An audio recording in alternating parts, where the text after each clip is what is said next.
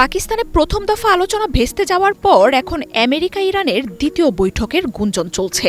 সেই আলোচনা ব্যর্থ হওয়ার স্পষ্ট কোনো কারণ না জানালেও পরমাণু কর্মসূচি এই অচলাবস্থার কারণ বলে ধারণা করা হচ্ছে।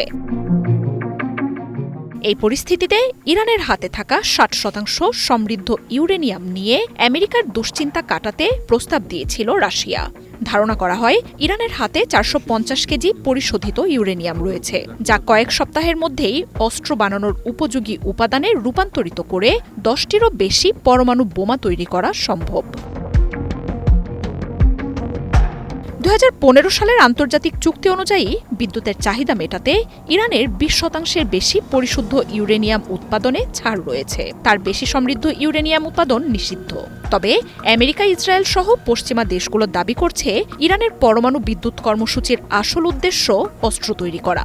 পরমাণু বোমা তৈরিতে ৮০ থেকে ৯০% পরিশুদ্ধ ইউরেনিয়াম প্রয়োজন, যার মধ্যে ৬০% সমৃদ্ধ ইউরেনিয়াম এখন ইরানের হাতে মজুদ রয়েছে।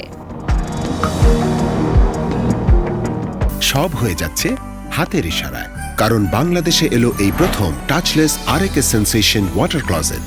হাতের ইশারাতে ডুয়াল ফ্লাশিং সিস্টেম থাকায় রাখে জীবাণুমুক্ত।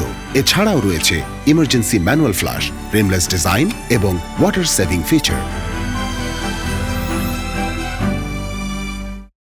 এই সপ্তাহে এক বার্তায় ক্রেমলিন জানায়, শান্তি চুক্তি সফল করতে ইরানের সমৃদ্ধ ইউরেনিয়াম গ্রহণ করতে প্রস্তুত তারা।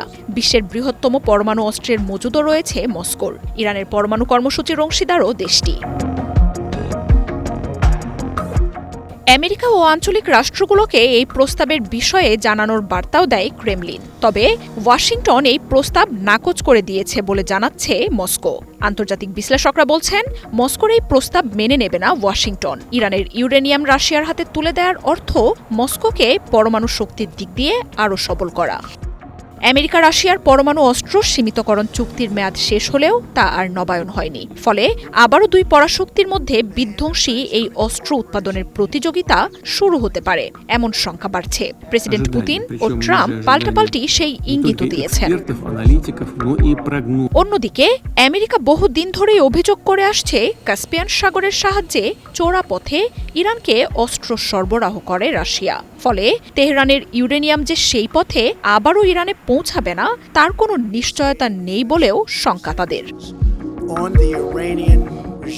মার্জিয়া উপমা, ওয়ান ইন্টারন্যাশনাল ডেস্ক।